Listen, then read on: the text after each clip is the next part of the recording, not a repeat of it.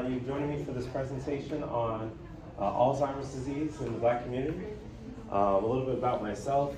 My name is Dr. Jeremy Grant. I am, until next Wednesday, a postdoctoral fellow at the University of Florida. And this fall, I'll be joining the Department of Psychology here at Ohio State. Thank you. Thank you. Really appreciate that. To join the faculty there. Drove here from Florida yesterday, or starting on Tuesday. Stopped in Tennessee overnight and then got here yesterday afternoon because of all the Delta fiasco and all the flights and all that. So really excited to be here and really excited to become a Buckeye. So quick show of hands. How many of you have a family member with Alzheimer's disease? Yeah, I figured as much, just about everybody in the room. It's something that affects almost all of us. It's something that's affected my family tremendously. I've had 3 family members with Alzheimer's disease. First, it hit my grandfather on my mom's side. It started with him just, forgetting my name, forgetting other of his grandchildren's names, then forgetting his children's names, my mom's name, then forgetting his wife's names, then forgetting, almost everything, to the point it progressed that he needed, full-time care in a nursing home. Then it hit my grandmother on my dad's side of the family. I can remember being at my grandparents' house in Toronto, and one day just everyone kind of panicking and screaming and running around the house because my grandmother had gone for a walk and couldn't find her way home, and we were searching all over the neighborhood for her. One of the telltale signs of Alzheimer's disease in the early stages, getting lost. Eventually same story for her. She ended up needing lots of care. And her course was a lot more rapid than my grandfather's course. It happened over a shorter period of time, and much more severe course. And then also my uncle, who lives in England, who I got to spend time with recently on my mom's side of the family again. It's such a devastating disorder because he is so fun to be around now. He's just happy-go-lucky, but yet I see how much stress and how much of a strain it puts on my aunt and my cousins, and just how they're struggling to deal with it. And people call it, like a long goodbye, or people say that it's like as if the person dies twice. They die, eventually, hopefully years down the road, but it's almost like they die, while they're still alive. You lose that person. It robs you of who you are. Just such a devastating illness that I've seen affecting so many people. And if you haven't been affected by it yet, that's great, but I have lots of bad news in this presentation, hopefully some good news. Bad news is if you haven't been affected by it yet, there's a good chance it will affect you or your family in the future. When we look at the major chronic illnesses, we see that most major chronic illnesses have kind of remained the same in terms of prevalence rates, or in terms on the screen, in terms of deaths over the past 2 decades. We have about the same numbers of breast cancer, prostate cancer, heart disease, stroke, as we did back in 2000. Not that these aren't big problems. These are still very big problems, particularly in Black communities, but they're at about the same rates as they were 2 decades ago. We're getting better at some things like HIV. Those rates have gone down substantially. But when it comes to Alzheimer's disease, it's more than doubled. The number of deaths from Alzheimer's disease has more than doubled since 2000. We think that it's probably only going to get worse. By 2050, we expect that the number of people living with dementia is expected to double by that time. As our population is getting older, we have baby boomers who are well into their 60s, 70s, 80s. We know it's going to become much more of a big issue as time goes along, unless we can do something about it. And we also know that the Alzheimer's disease isn't something that just happens randomly in different population subgroups.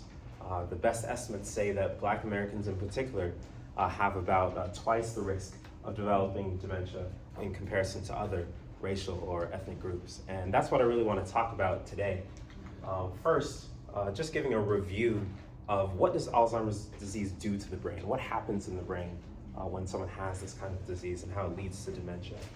And then secondly, most importantly, what I'll spend most of my time on is what do we know about why this is so common, particularly in Black Americans? Why are we struggling with disease so much.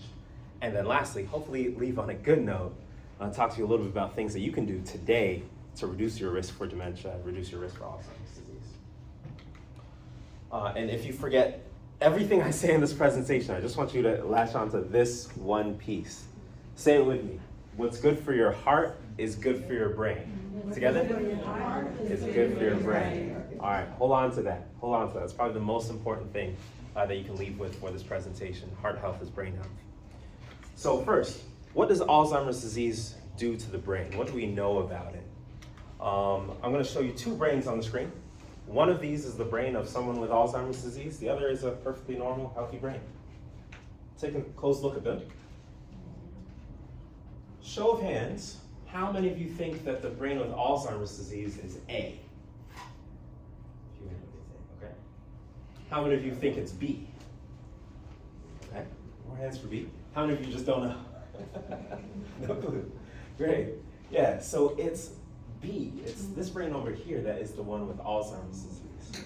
What do you notice about the difference between these two brains?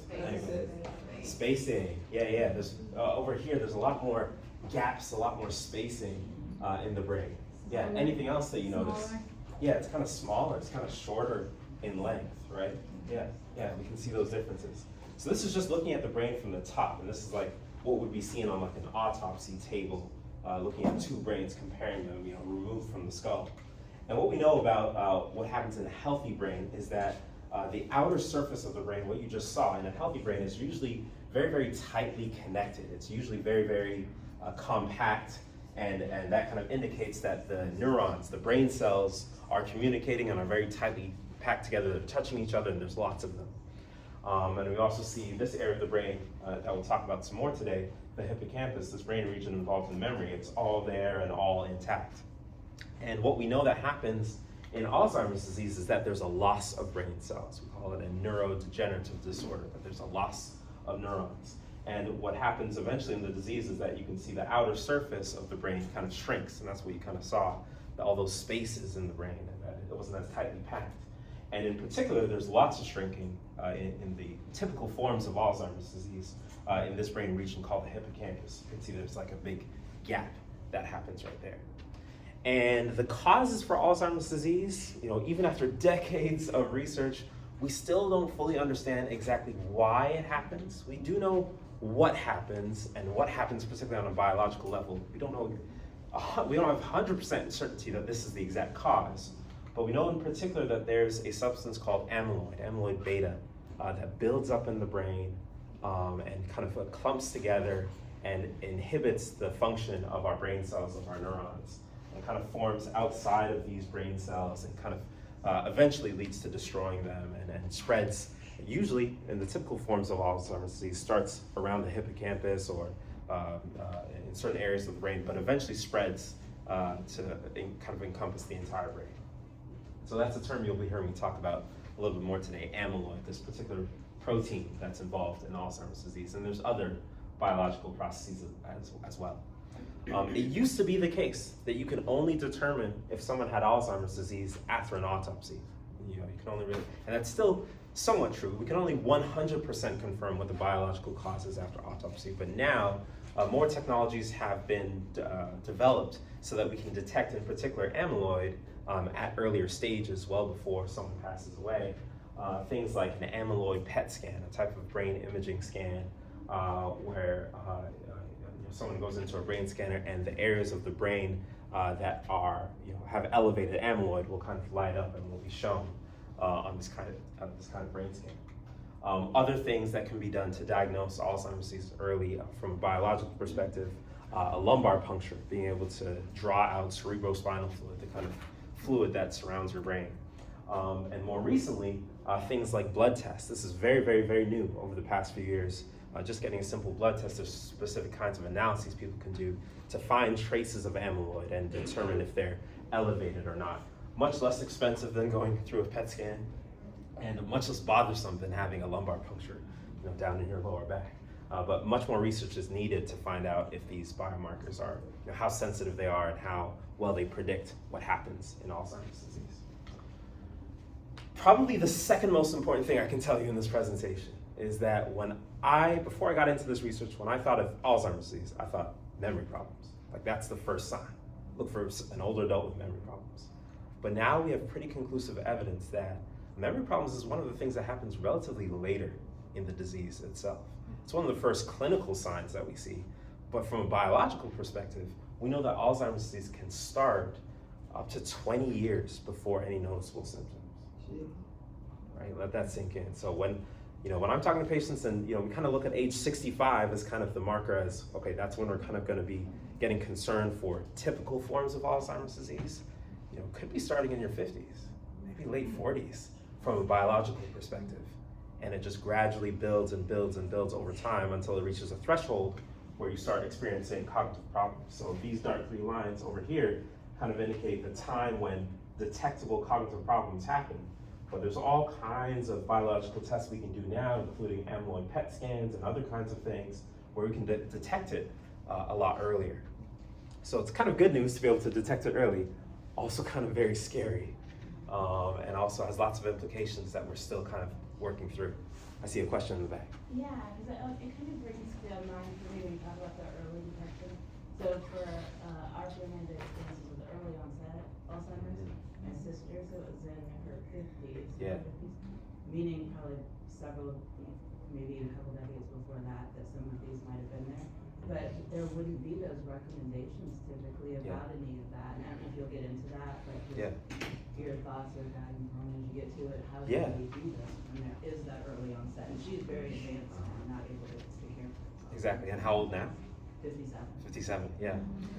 You've heard me say typical forms of Alzheimer's disease a few times, because now we know more that there's so many other kind of atypical forms. Usually we're thinking what they call the typical forms or late onset Alzheimer's disease after age 65, but early onset Alzheimer's disease before that typically has a genetic cause. Typically there's more of a particular gene other than the ones I will talk about in this presentation that lead to a certain earlier onset. And that's really challenging because most primary care physicians aren't going to think about those things until beyond age 65. So that's why this educating ourselves about it, being able to I really think what we'll talk about later today, getting involved in research is going to be really, really important. Yes? I've been hearing so much now about COVID-related early onset Alzheimer's. I mean, when did that become a thing? Yeah. COVID-related cognitive decline is something that's obviously very, very new. We don't have a lot of years of research on it and still emerging. And it's complicated. As we'll talk about a little bit today, I think what most people say about COVID is that it can impact particularly things related to the blood flow in the brain and how that is closely related to Alzheimer's disease. If you can get to this later, Neither of those questions I was going to get to later, so I appreciate that. what would make someone a good candidate for early detection testing if they're not showing symptoms? Particularly if they're not showing symptoms. I'm going to definitely talk about some research that's available here at Ohio State that I'm excited to hopefully become part of. Exactly for that situation. Individuals, 50s, you're not experiencing any cognitive problems and you're just interested in learning more about your brain health. There is so much of Alzheimer's disease research depends on comparisons between people who we know have Alzheimer's disease and people who are just cognitively normal. So you don't have to have any particular symptoms or any particular history. We really need more people involved in research to make those comparisons, particularly our Black communities, which are underrepresented. I want to stress that Alzheimer's disease is just one form of dementia. This is probably a common question I get in these types of presentations, particularly when I'm out in the community. Alzheimer's disease, dementia, what's the difference? Dementia is an umbrella term to describe when someone experiences a change in their thinking and memory, and that change in thinking and memory abilities impacts their ability to take care of themselves independently. And the most common cause of that is Alzheimer's disease, but there's other things that are out there. Lewy body disease, which is what Robin Williams had, vascular dementia, things like frontal temporal dementia. You may have heard about Wendy Williams or Bruce Willis, who are kind of on that spectrum. And things like Parkinson's disease, Huntington's disease, other types of disorders that can also lead to dementia. Alzheimer's disease is just the most common cause. And importantly, dementia is not a part of normal aging, right? I know particularly in Black communities, it's just, oh, grandma's just getting older. That's all it is. Dementia, when it really gets to that stage where you're not able to take care of yourself, that is not normal aging. It's really a disease process that's happening, and we shouldn't just look at it as something that's just, oh yeah, everybody's gonna get it. Dementia does not have to be your destiny, and I'll say more about that in a little bit. So what I want to spend most of my time today talking about is why does this happen so frequently in Black communities? Why are Black people, particularly Black Americans, at such heightened risk? To talk about that, we got to talk a little bit about risk factors for dementia in general before we get to race. So first, of course, is age. That's the biggest risk factor for Alzheimer's disease or dementia. Particularly being over age 65, the older you are, the greater, it's just a numbers game, the greater the risk. And that's a big reason why, as our population kind of ages, we're expecting to see more cases. Secondly, sex and gender. We know that women tend to have a higher risk of Alzheimer's disease than men. Part of that could be women generally live longer as a population group, but part of it could also be things related to biological or hormonal or other kinds of pathophysiological risk factors. Importantly, genetics, as we briefly touched on, is another important risk factor. There's several different genes that have now been studied, and more keep getting discovered, that are associated with an increased risk of Alzheimer's disease. Probably the most well-established one is this one we call ApoE4. That people usually have other numbers, ApoE2, ApoE3, but this ApoE4 variant, particularly when you have two copies, if you get one from your mom, one from your dad, you have about a 60% chance of developing dementia in that specific case. Now, importantly, that's only about 2% of the population that has both of those copies of that gene. And also, this only makes up, the people with two copies of that gene only make up about 15% of the people with Alzheimer's disease dementia. So that tells us that there's a lot more besides genes that really influence your risk for developing dementia.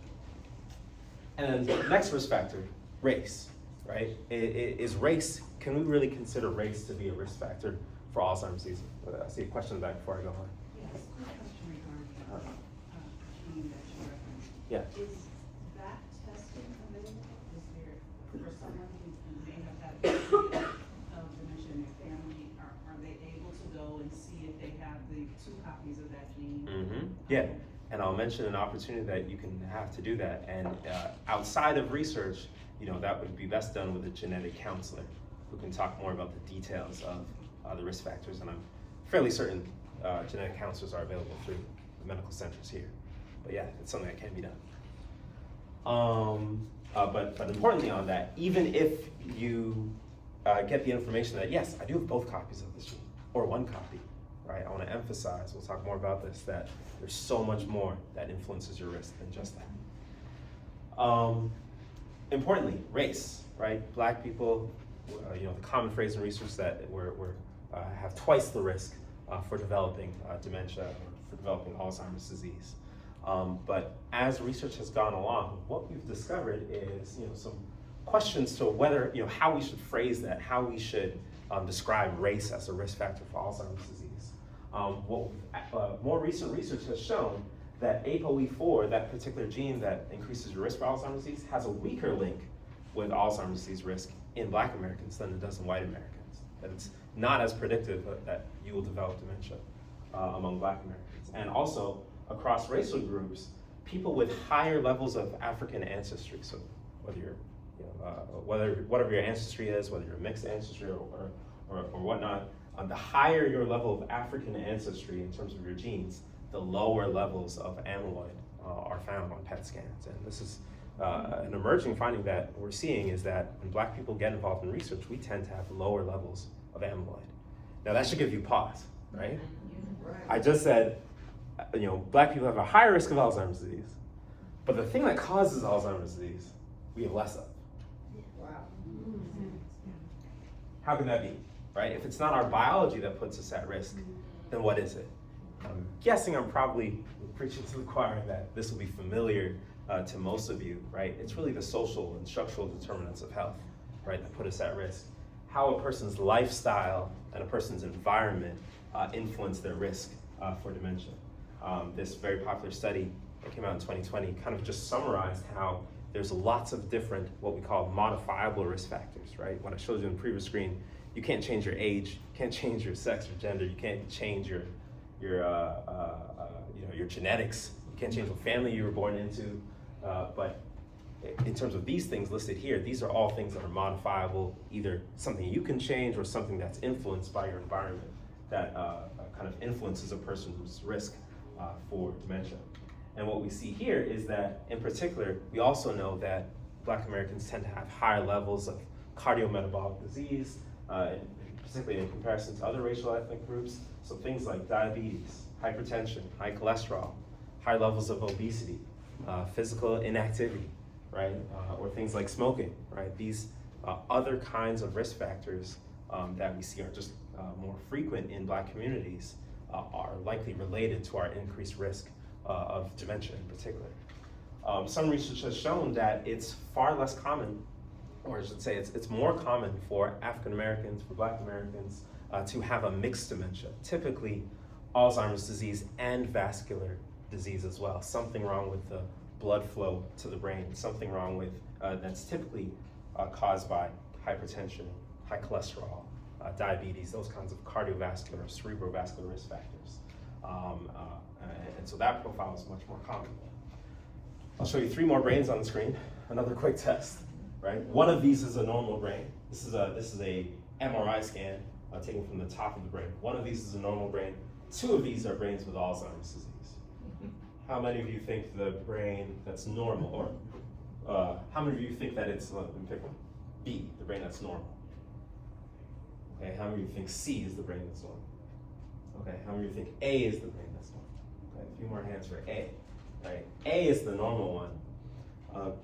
B was the one with Alzheimer's disease, and you can see over here another brain with Alzheimer's disease, but you see these white spots that are kind of emerging on this MRI scan. We call that white matter disease, that the white matter tracts in the brain, or kind of the interior of the brain is being affected by either a lack of blood flow or some kind of impairment to the blood flow, usually caused by high blood pressure, high cholesterol, diabetes, other kinds of cerebrovascular or cardiovascular risk factors that are more common in Black communities.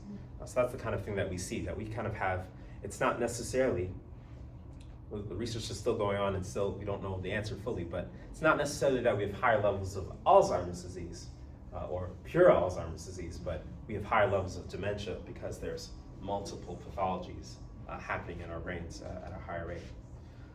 And so, like I mentioned, these are all related to the social and structural determinants of health, right? It's not that the melanin in our skin gets into our brains or gets into our bloodstream and interacts with those chemicals and leads to poor health outcomes, but it's how the melanin in our skin causes us to be treated by society that leads to these different health outcomes, or at least that's how the theory goes. Things like access to education, healthcare, economic stability, in particular, a person's neighborhood or built environment, all have so much predictive value towards understanding people's risk for various disorders. Even here in Franklin County, that there's such a huge age gap in life expectancy just based on your zip code, just based on your environment and who you're around. And we know so much about how a person's environment is shaped by things like structural racism and other kinds of historical forces. Whenever I talk about this, I think about a particular patient that I saw that kind of made this real to me.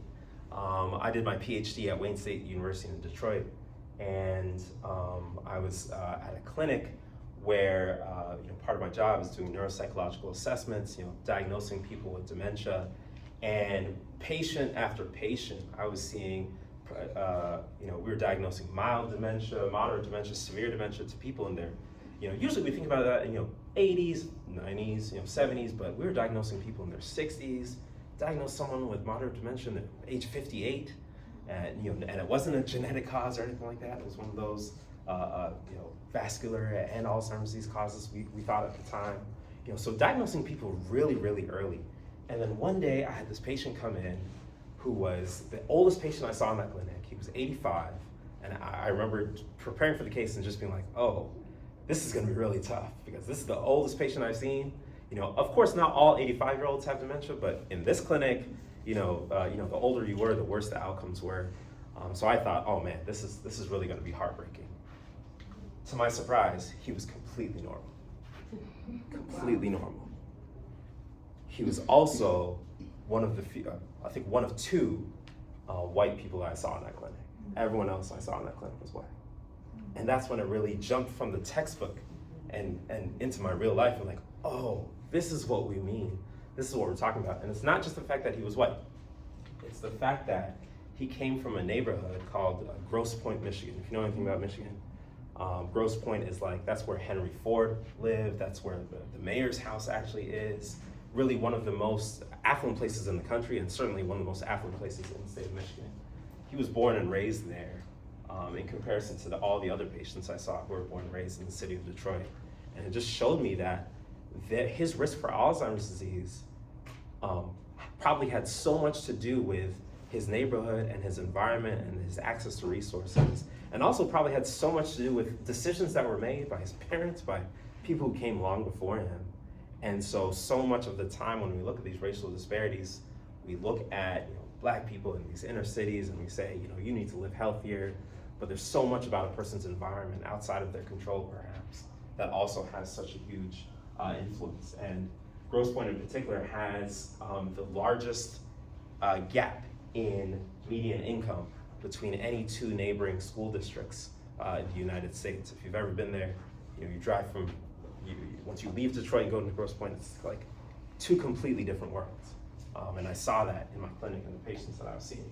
So things like residential segregation, leading to a lower access to healthy food, lower property values in your neighborhood, which leads to likely differences in school funding, lower paying jobs, worse health outcomes. All these kind of structural and social forces kind of come together and tend to influence our health.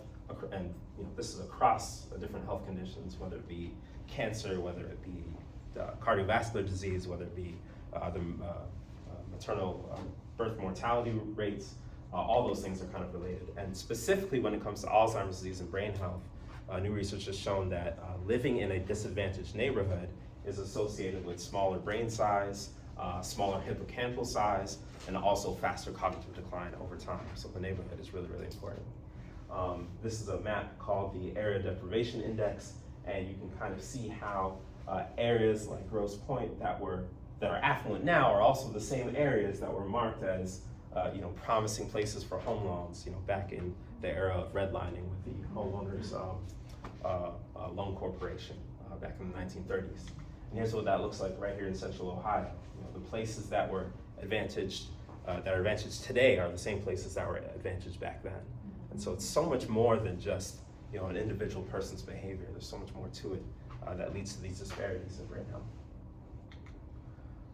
Another important risk factor that specifically applies to this and applies to Alzheimer's disease is differences in education. We know that people with lower levels of education are at greater risk for Alzheimer's disease. And it's not just the number of years of education, it's also really importantly education quality. That if you have higher educational quality, you're giving your brain more structured opportunities to challenge your brain, which leads to stronger neural networks. Your brain cells are firing more together, and also makes your brain more resistant to disease, so that when a disease comes, it's stronger to be able to withstand it before you show cognitive impairment. Compare that to someone with low education quality, right? Not as many opportunities to challenge their brain, not as strong neural networks, and that makes them more vulnerable to disease. And some research out of Columbia University in particular has shown that, it's really education quality, not just the years of education, right? 12 years of education in, Beverly Hills, California isn't the same necessarily as 12 years of education in the rural South, right? So really looking at the quality of education is really important. Also important is the timing of segregation. Thinking about Brown versus Board and how that's affected school and education quality, particularly in Black Americans. Some research found that Black older adults who only attended segregated schools had worse cognition over time than those who attended integrated schools. that kind of makes sense, right? Integrated schools, probably more resources, probably better quality education versus segregated schools, particularly, in the South. And this study in particular was out of California. That level makes sense.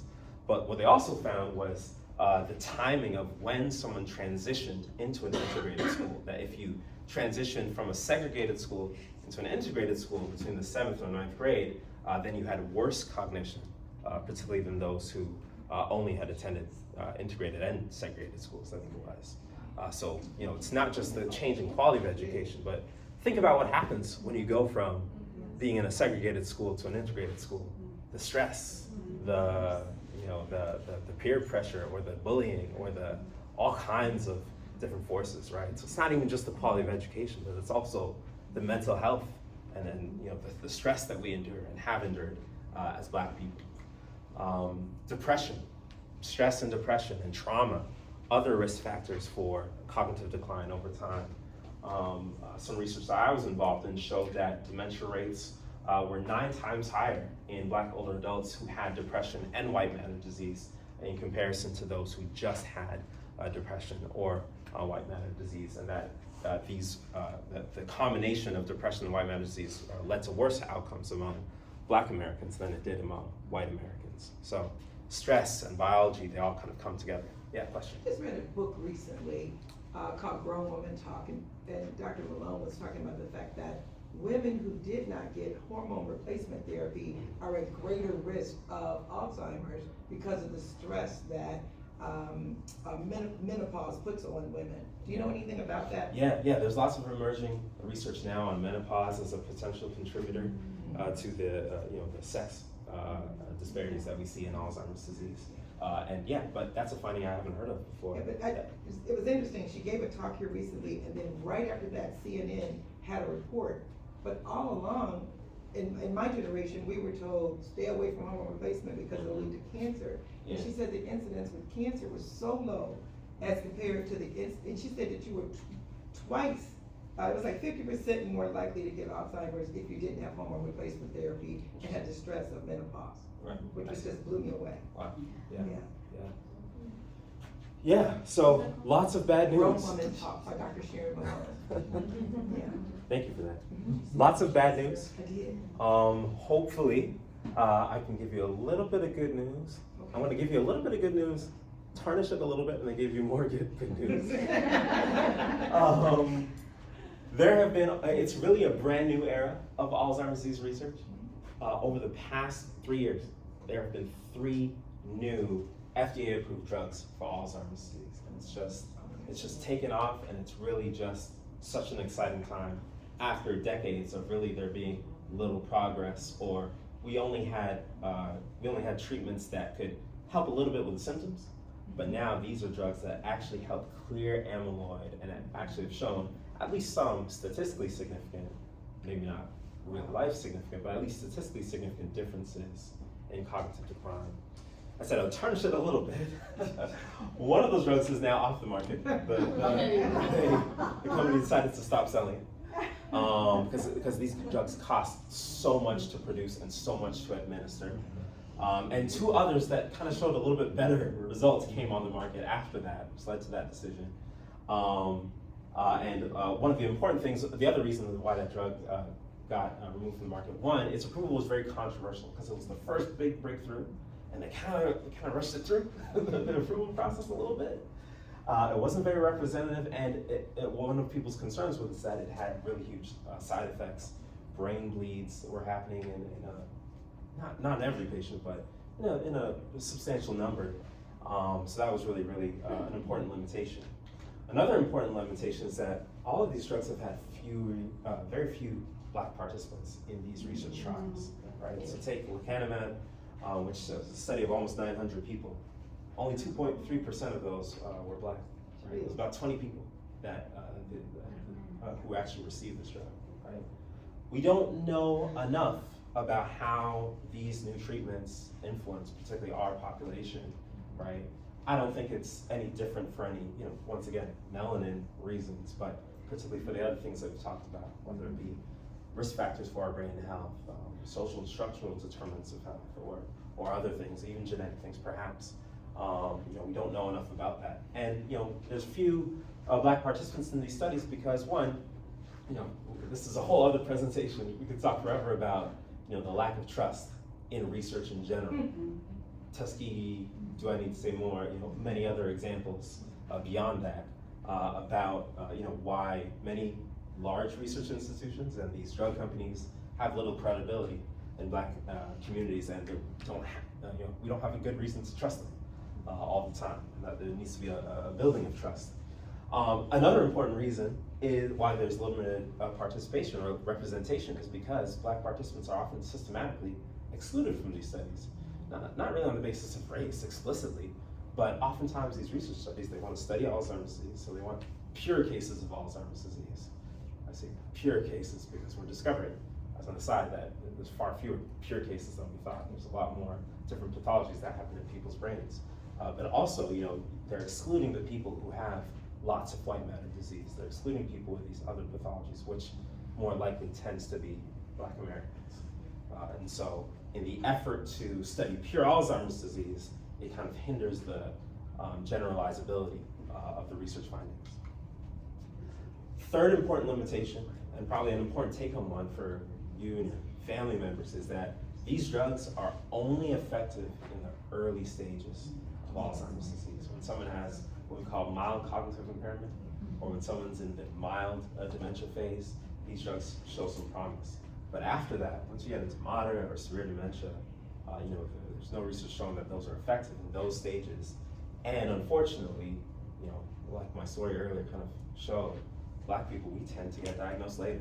We tend to not seek help as early. We tend to not go to the doctor, much less the neurologist, much less me, the neuropsychologist, early enough to catch it in these phases. And this is what I see all the time in our clinics. Just last week, I saw a lady who, we interviewed her on one day and we're gonna do a cognitive evaluation. She didn't like that we were asking so many personal questions about her mental health history, about her health history, digging into her past. She cut the evaluation short, came back the next week.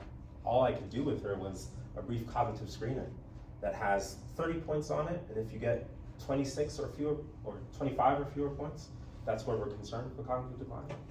She got 3 points. Her brain was completely deteriorated. Our communities are being evaluated so late in the process. So why do Black people have elevated risk? There's these structural and contextual factors: more likely to live in disadvantaged neighborhoods, higher prevalence of cardiometabolic disease, lower access to high quality education. So we have more exposure to the things that harm us, less exposure to the things that would protect us. We're often excluded from research on new treatments, and we're diagnosed later and less likely to benefit from those treatments. There's also these individual level factors, things that we have to kind of take accountability for, or that someone needs to take accountability for on an individual level.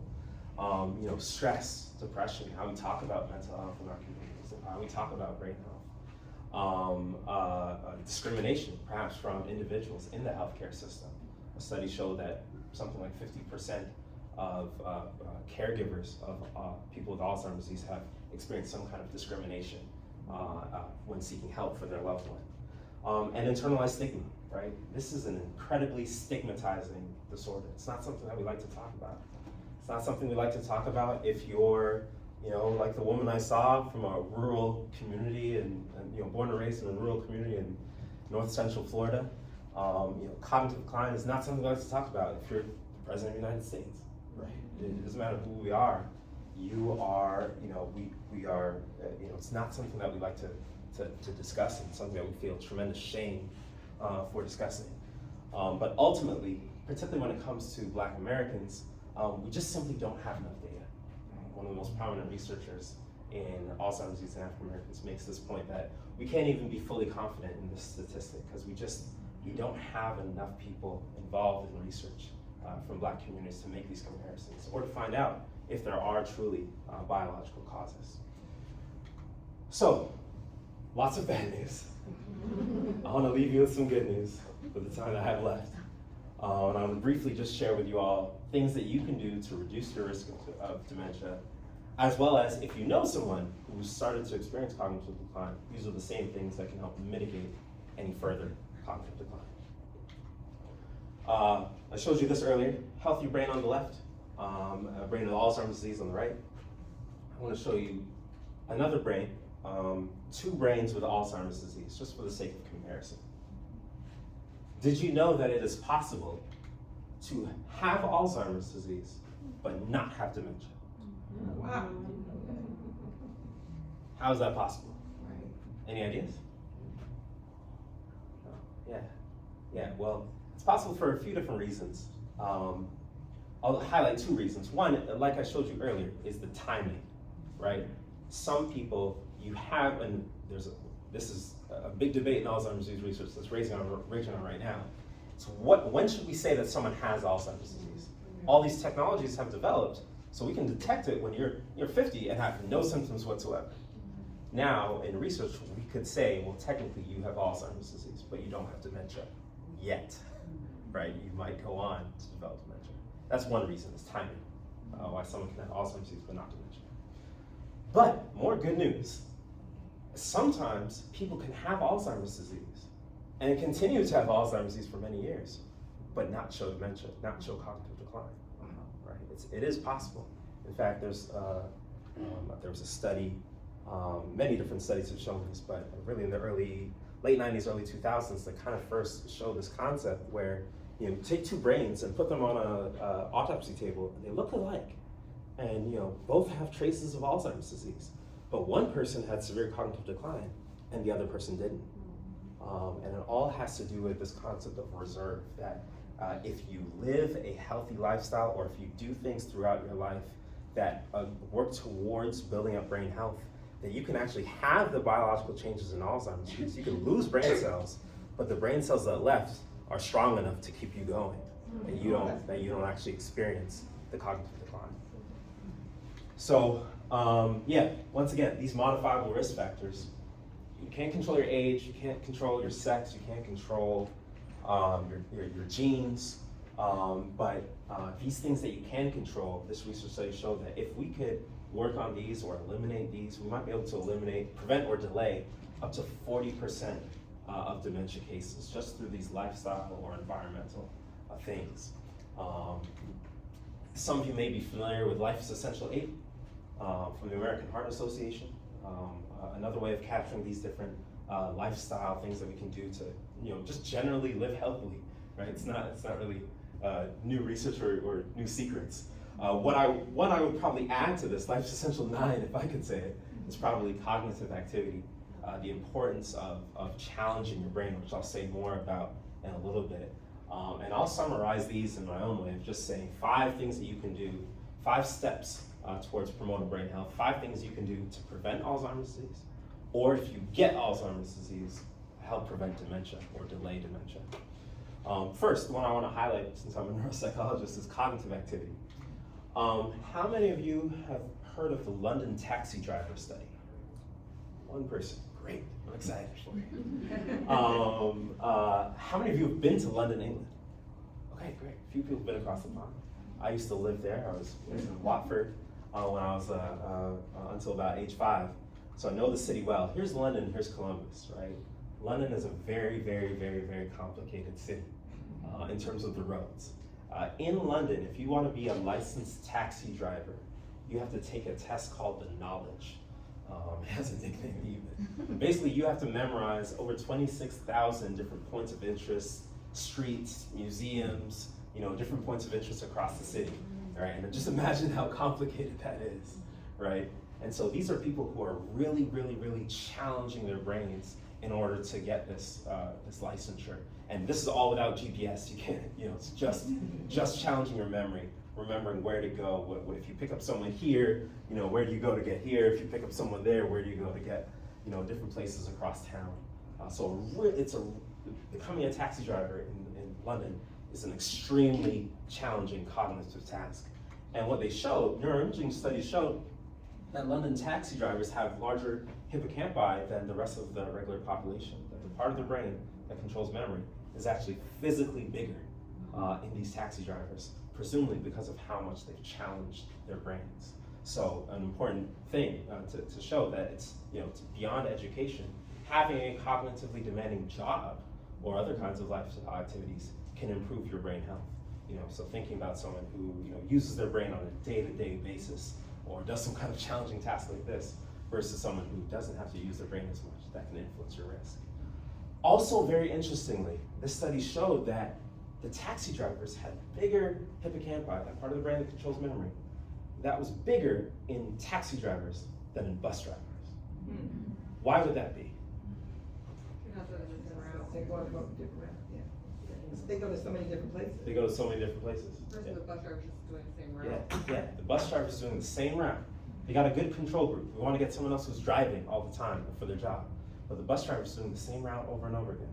The taxi driver has to constantly update, has to constantly navigate, all without GPS. So it's a much more cognitively demanding task. And so the big take home from that is never stop learning, never stop challenging your brain, right? I have people come into my office all the time and say, oh yeah, I do lots of things for my brain health. I do crossword puzzles. I've been doing crossword puzzles for 30 years. And I say to that, great, keep doing crossword puzzles, but try something new, try something else, right? Even in my own family, my mom, who's been a organist and pianist for decades, since she was like 8 years old, right? She wanted a birthday present, I got her a flute. And she asked for an instrument. Why? Because of the importance of challenging your brain and the importance of trying something new. So learning a musical instrument, learning a new language. Language is one of the most incredible ways to challenge your brain. Music is a language of its own, one could say. Learning new information from classes and workshops, just like this one, right? All kinds of things that are really good for your brain.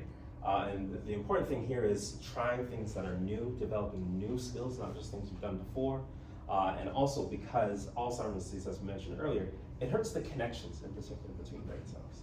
So one thing, the things you want to do to reduce your risk of Alzheimer's is to make as many new connections as possible, or to strengthen the ones you have and make new connections as well. And you make new connections by learning. So never stop learning. And even my own dissertation research showed, this was done in people with multiple sclerosis, not slightly different but similar disease process, where we showed that even if, like we said earlier, if you have low education quality, you're at greater risk. But if you have, what my study showed was that if you have low education quality and you engage in a lot of cognitively stimulating activities, you can get about a similar amount of brain protection as if you had high education quality. So it's not, if you didn't graduate from high school, or you didn't go to a good school, it's not the end for you. It's not the end all, be all, end all. Never stop learning. Keep challenging your brain as much as possible. That is so interesting. I was diagnosed with multiple sclerosis in 2015. And one of the things that my whole philosophy on it was, I don't know, what's the talk show host that has it? Montel. And he was talking about having a gift box and whenever he was going through pain. And I took that, I don't do that, but I had a picture of my husband and my son. And every time I felt something, I would look at it. And for me, I feel like, and I feel like it with Alzheimer's too, that this is just pain. This is nobody's research anywhere.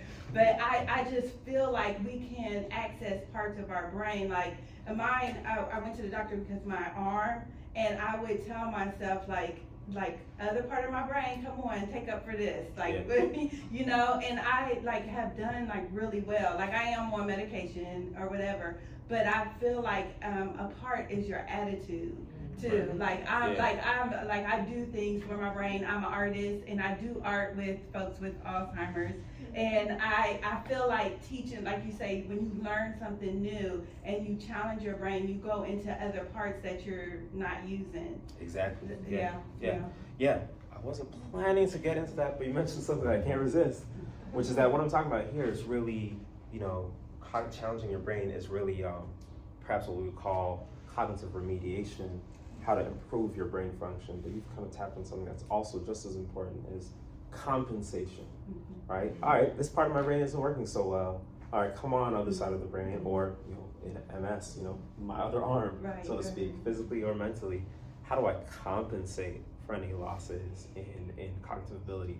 And that requires a big attitude shift. Mhm. It requires a lot of acceptance. All right, I can't do this the same way. How can I pivot and do this a different way? And this is actually a big part of my research, hopefully going forward, is helping people learn essentially new habits so that when someone, particularly with Alzheimer's disease, experiences cognitive decline, the type of memory that's affected is what we call episodic memory.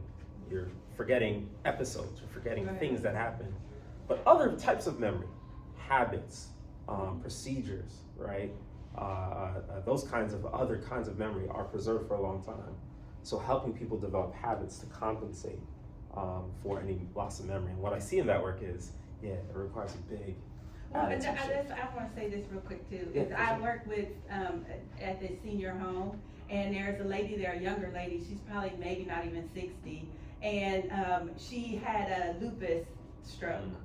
Lupus, but I don't know what that's called, the technical term. But she can't use her right hand, and she's like, "I'm a right-handed. You can be all positive you want, Pam, but I can't use my left hand. It doesn't work." And I just sit there and go, "I'm not being positive.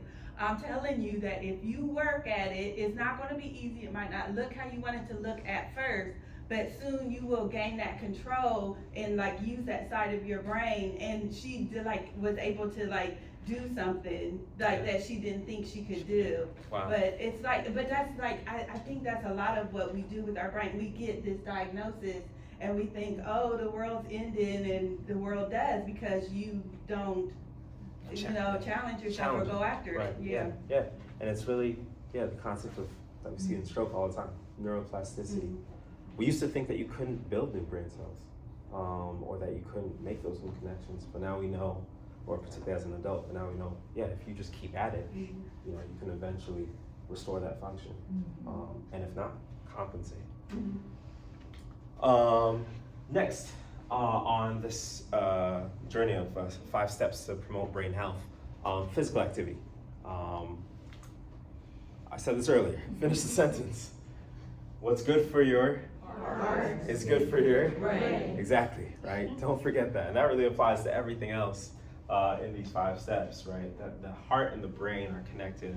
And really, a more scientific way of saying that is what's good for your cardiovascular system is good for your brain, because oftentimes before I got into research, I just thought the brain is here, the heart is here, but really the brain is fed by hundreds of blood vessels, right?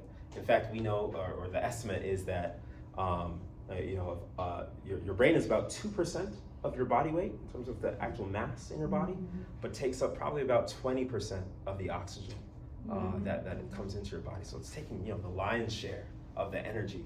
So anything that disrupts blood flow in your body, hypertension, high cholesterol, or diabetes that affects nutrients getting into your cells, anything that affects the delivery of nutrients to your body can definitely affect the delivery of nutrients to your brain. So 2 ways that physical activity can help prevent dementia. There's probably more ways than this, but I just want to highlight 2. One, as I mentioned, it improves blood flow to the brain. It helps prevent strokes or mini strokes or white matter disease, particularly just because it improves the efficiency of the cardiovascular system, reduces hypertension, high cholesterol, and all those things. Also, very, very cool, recent research has shown that it can actually help build new brain cells. As I mentioned earlier, there was a time where we thought, hey, if you're an adult, that's all the brain cells you got. You're just gonna lose them from here. But now we know that if you exercise, you can actually build up your brain. In fact, this was a study done by actually one of my future colleagues here at Ohio State, showing that comparing people who exercise vigorously versus people who just did stretching.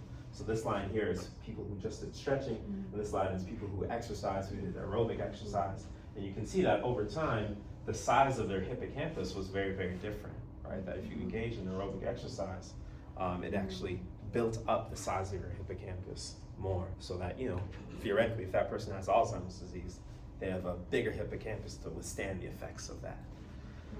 So the take home here is particularly a focus on aerobic exercise. All movement is good for you. Walking is great for you, and has so many other health benefits. Strengthening exercise are also really, really important, also for brain health and for physical health. But particularly if you're exercising to prevent cognitive decline or mitigate cognitive decline, you want to do aerobic exercise. That's what really starts the cascade of biological changes that leads to this, what we call neurogenesis, the growth of brain cells. So any exercise that increases your heart rate or makes you breathe in more oxygen, brisk walking, hiking, jump rope. There's a great research study going on, or that's being published about dance. Lots of research on dance in general, and particularly African styles of dance that can be used to help encourage people of African descent to join research and do something fun, and that really taps on many different domains. And a guide that you can use for yourself is to know if you're doing aerobic exercise. There's lots of research going on here at Ohio State in our psychology department about complex ways of measuring the body's physiological response. You might not have that when you're going for your walk or going for your jog, but one guide that you can use is you want to reach that moderate level. You should feel comfortable enough to talk, but not so comfortable that you can sing, right? You shouldn't just be able to sing a full song, right? You also don't need to run a marathon necessarily, right? You don't need to be completely out of breath that you can't talk, but you want to find that kind of midpoint. Once again, kind of the take home is challenge your mind, challenge your body, not necessarily too much, but just enough to get that brain health. 3 more things I want to go through quickly before we end. The importance of social activity, right? We're talking about making lifestyle changes. I know we've all tried to start New Year's resolutions and failed, right? It's so much easier to make these lifestyle changes when they're done in community. It's so much easier to maintain your adherence when you have people encouraging you on a journey with you. Social activity is also so critical for coping with mental illness, for the depression, the anxiety, the trauma that we talk about, and for reducing the stigma. And it's also really important to focus on the quality of your relationships, not necessarily the quantity. Research by one of my colleagues here showed that this exact phenomenon, that really, it's the quality of your social support that matters. It's your perception of it. Not necessarily having a large number of people is not necessarily the most important thing. For one person it might be, hey, just your 3 girlfriends or your 3 people from church.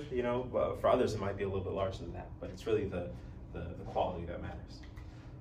And other things like volunteering, right? Volunteering, going out to different events, volunteering at museums. I saw one study talk about, being out in the neighborhood, in the community, at different cultural events. Late life volunteering has been shown to reduce the risk or the rate of cognitive decline in older adults, and particularly among diverse older adults. Last 2 that I'm not going to touch on too deeply, but the importance of eating well and sleeping well, stuff you've already probably heard from many other contexts. In particular, when it comes to Alzheimer's disease, we often recommend a Mediterranean diet, or in particular the MIND diet, Mediterranean intervention for neurodegenerative delay. Basically, it's a heart-healthy diet, right, where you take more vegetables, more fruits, more nuts than you're taking in, particularly red meats, or alcohol, or other kinds of particularly fried or high-fat foods, or those kinds of things. And I know it's particularly challenging in African American communities, or particularly impoverished communities where there's lower access to healthy food options. So that's something we really need to work on. But the importance of starting small and still enjoying your food no matter what, and focusing more on habits. It's more about dietary habits. People come to me all the time and ask, what about this supplement? What about that supplement? What about this thing I heard about on YouTube or on Google, right? One thing is that studying nutrition, and particularly Alzheimer's disease, which can happen over 20 years, we don't really have any studies that have tracked what everyone has eaten every day for 20 years. Like, that study doesn't exist. It's kind of hard to be conclusive, but what we do know is that it's your habits over a long period of time that make a difference. And the importance of planning ahead for your meals is probably an important takeaway point, because that's when you can make healthier decisions. And then lastly, sleep, the importance of sleep, right? We've talked a lot about challenging your brain, challenging your body, but you also have to rest your body, and that's really, really important. At least two ways that sleep can help your memory and reduce your risk of Alzheimer's disease.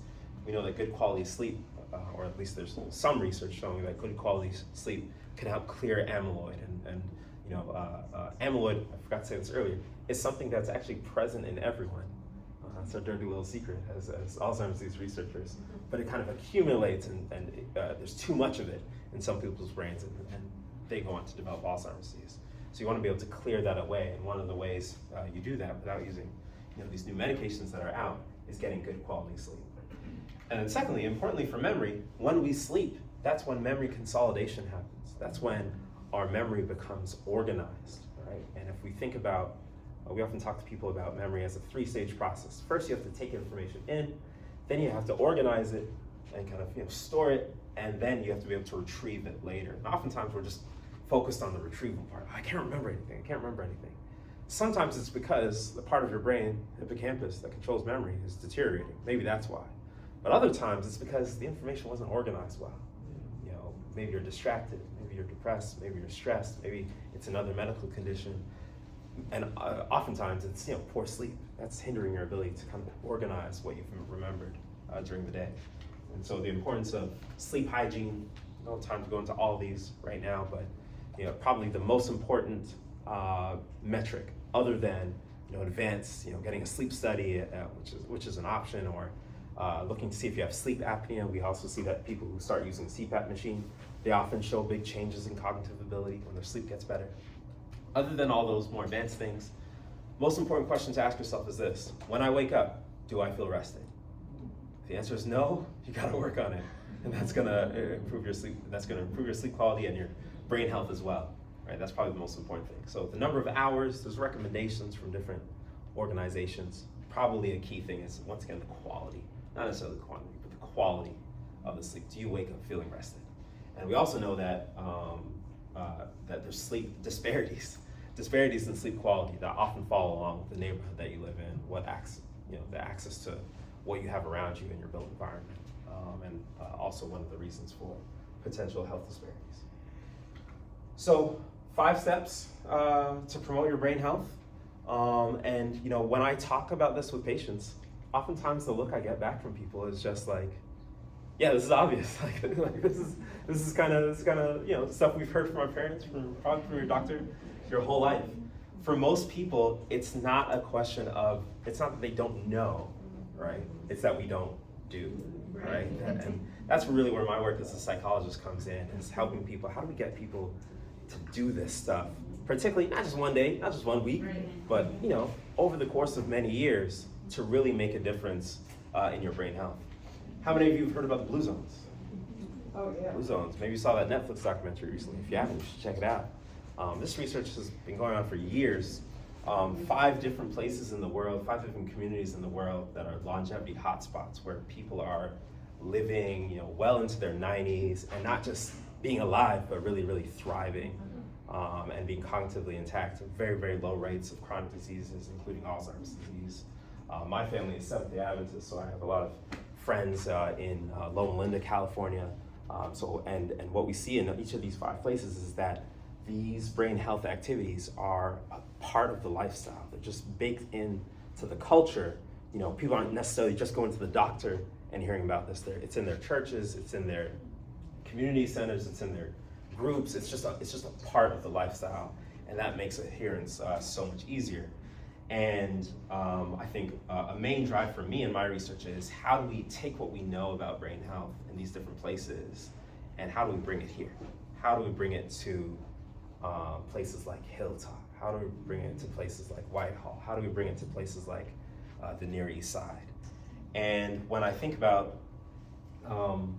that kind of topic, like, how do we help people? How do we address these health disparities? How do we help people with their brain health?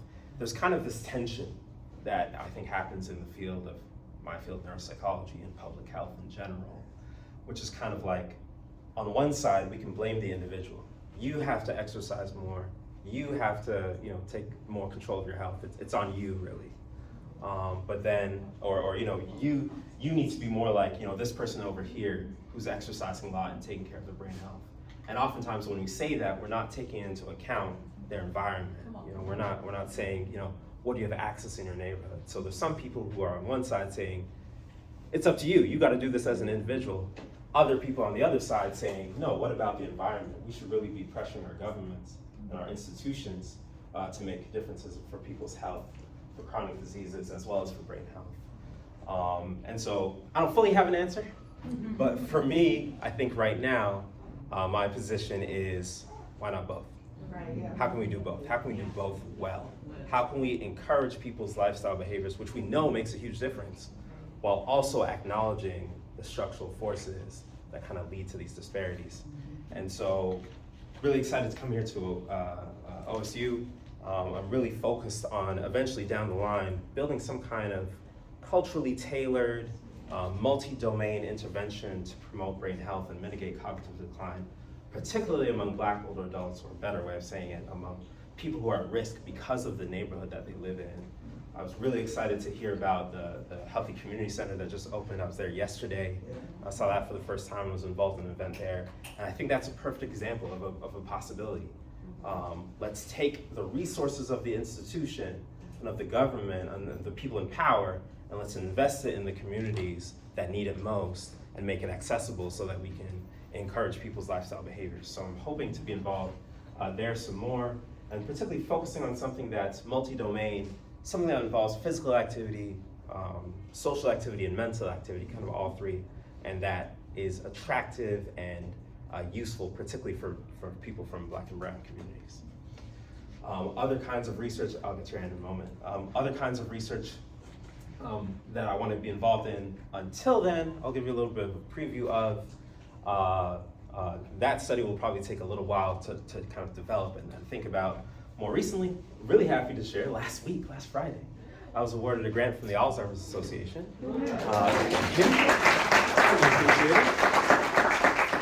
Found out on Friday, to study the influence of neighborhood on people's cognitive decline in an existing data set called the One Florida Alzheimer's Disease Research Center, which is affiliated with the University of Florida, where I'm coming from, looking at the Area Differentiation Index and how that relates to brain health, particularly in diverse populations. Also really interested in doing research that I found out about recently with this Ohio Older Adult Vulnerability Index, a local measure of neighborhood disadvantage. And really planning to do a lot of community work. I've done, me and my team at the University of Florida, we've been to churches, to community centers, to health fairs, all kinds of different events. Really just getting the word out there, educating people about Alzheimer's disease, and also generating interest in being involved in research in a way, hopefully, that builds long-term trust and not just, getting data from people and not giving it back to them. So that's something I really hope to continue here. So if you have a community organization, if you have a faith organization, any kind of group or audience that you think would benefit from this kind of presentation about brain health, maybe a part 1 or part 2 or part 3, split up. I'd be hoping to build a team and hoping to come out to many different organizations in Columbus to kind of share the word. And I mentioned this earlier, if you're looking for an opportunity for yourself or someone you're interested in finding out about your risk level for Alzheimer's disease, you want to find out about perhaps your amyloid level or your genetic predispositions perhaps. There's many different large studies going on across the country, many of them that are available here through the Department of Neurology at Ohio State. One of them that I've been involved in that I previously got a grant from, which was the Alzheimer's Disease Neuroimaging Initiative. This study involves a series of cognitive tests, neuroimaging scans, and blood tests to look at different biomarkers for Alzheimer's disease. And traditionally, this study has been very, very underrepresented, particularly for Black communities. But in the new phase of the study, they're putting a big push and hoping to get to 50% of the participants who are from some underrepresented group, including Black Americans, also people with lower levels of education, regardless of your racial or ethnic group. So if that interests you, I'll have a QR code at the end about that. And if anything else I said interests you or you just want to find out more, I want to highlight our Brain Health Fair. I have just begun collaborating with an organization called the Alliance for Diversity in Brain Health for the Central Ohio Community, ad hoc, which is made up of the local African American Alzheimer's and Wellness Association, the local chapter of the Alzheimer's Association, and some faculty from the Department of Nursing, including Dr. Kathy Wright, who's standing at the back with some flyers. So if you want to find out more about any of these things, Department of Neurology will be there, I'll be there, Department of Psychology will be there, from nursing, many of these organizations. We're meeting at the Gilly Center on September 20th. So if you'd love to find out more, there'll be cognitive screenings there as well. Feel free to bring your loved ones or anyone who's just concerned and just wants more information. Feel free to come there. I was gonna say, we also have a DJ and line dancing.